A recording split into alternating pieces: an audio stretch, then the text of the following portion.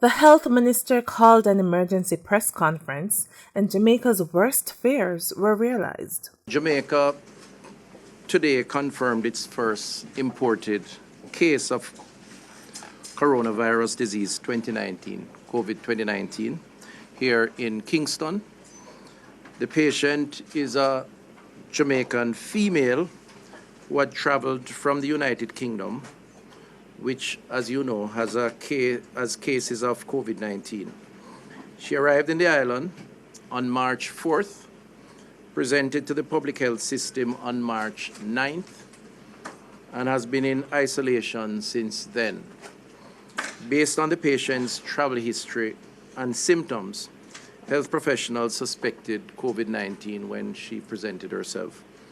A clinical sample was collected and sent to the National Influenza Center, where lab tests confirmed the diagnosis today at approximately 11 a.m. The patient and family members have been informed of the development. The patient's infection was travel-related based on the assessment.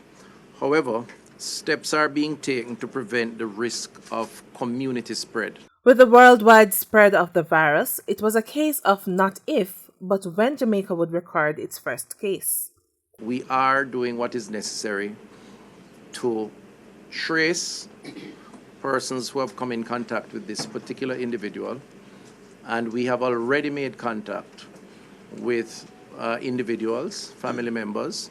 We have already established a protocol, if you will, that they be confined to a particular space, to their homes, and further assessment of that situation is ongoing as we speak. And again, that is in keeping with the protocol of containment once a case would have been identified, and in this case, an imported case. The health minister also addressed the issue of medical supplies. Based on our assessment of inventory, I have been advised that we have enough medicines for patients who have respiratory-related ailments, which is associated with this disease, and could provide those supplies up to the next 3 months.